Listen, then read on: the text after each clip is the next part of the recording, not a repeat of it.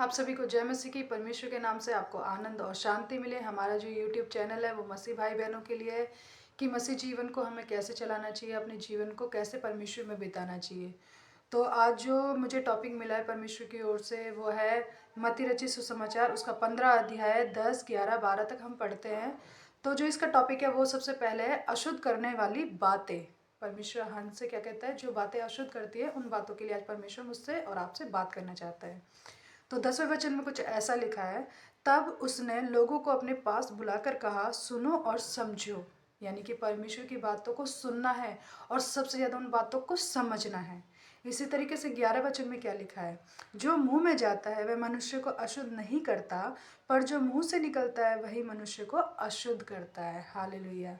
इसी तरीके से अगर हम 17 वचन पढ़ते हैं तो इन वचनों को हम अच्छे से जान सकते हैं। 17 में क्या लिखा है, क्या तुम नहीं जानते कि जो मुंह में जाता है वह जो पेट में पड़ता है और संडास से निकल जाता है। 18 वचन में कुछ ऐसा लिखा है, पर जो मुंह से निकलता है वह मन से निकलता है और वही मनुष्य को अशुद्ध करता है। हालेलुया। इन वचनों में परमेश्वर ने क्या कहा? सबसे पहले परमेश्वर ने क्या कहा आपसे और मुझसे कि पहले मेरी बातों को सुनो और समझो कि मैं आपसे क्या कहना चाहता हूँ। और दूसरा परमेश्वर ने क्या कहा, जो मुंह में जाता है वो मनुष्य को अशुद्ध नहीं करता, लेकिन जो मुंह से निकलता है वो मनुष्य को अशुद्ध करता है। हम कैसे समझ सकते हैं? आज लोग कहते हैं कि तुम नॉनवेज खा रहे हो, तुम चिकन खा रहे हो, तुम बिना हाथ धुले मतलब कुछ भी खा लेते हो, या फिर तुमने इसको नहीं दिया उससे पहले खा लिया, तुमने गाय को नहीं दिया तुमने उससे पहले खा लिया, तुम अशुद्ध हो गए, या तुमने ऐसा कर दिया तुम अशुद्ध हो गए। नहीं, परमेश्वर ने कहा है जो चीज़ें मुंह में जाती है, अगर आप नॉनवेज भी खा रहे हो वो चीज़ें भी आपको अशुद्ध नहीं करती।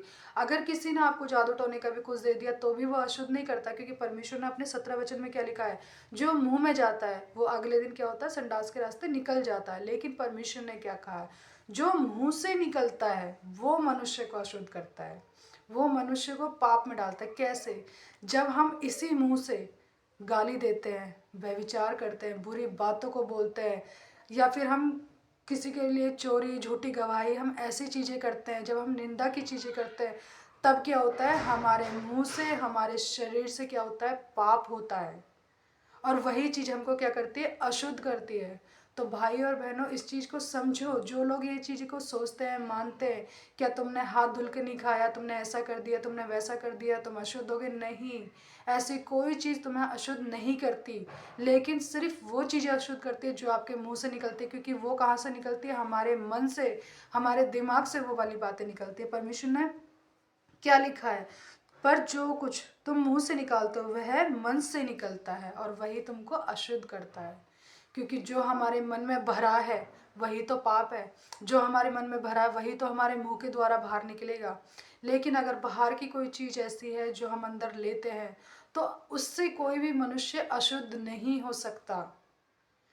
लोगों, प्लीज़ आप इन चीज़ों को समझो। बहुत सारे लोग इन चीज़ों को, इन इन परंपराओं को मान रहे हैं। तो भाई और बहनों प्लीज़, अगर ऐसी चीज़ों को मान रहे हो तो प्लीज़ ऐसी चीज़ों से हटो, क्योंकि परमेश्वर आपको सीधा सीधा सिखा रहा है कि अशुद्ध करने वाली बातें कौन सी हैं। मैं आपका धन्यवाद करती हूँ परमेश्वर के वचन से कि परमेश्वर ने आज इतना अच्छा वचन मुझे दिया। हम सिर्फ परमेश्वर से प्रार्थना करते हैं, प्रभु तू मुझे सिखा कि मुझे किस लिए बोलना है, क्या बोलना है। कि हो सकता है परमेश्वर इस वचन के द्वारा आप लोगों से बात करना चाहते हो। मैं नहीं जानती इस वीडियो को कौन कौन देखेगा, लेकिन मैं ये चाहती हूँ कि परमेश्वर का कार्य दूसरों तक हो। अगर कोई ऐसी भावना, ऐसे विचारों को रखता है तो उनको ये बातें समझनी पड़ेगी। मैं धन्यवाद करती हूँ, आप लोगों का धन्यवाद करती हूँ कि आपने मेरे मैसेज को सुना, मेरी वीडियो को देखा, आपने मुझे अपना टाइम दिया। मैं धन्यवाद करती हूँ। आप सभी को जय मसीह की। परमेश्वर के नाम से आपको आनंद और शांति मिले।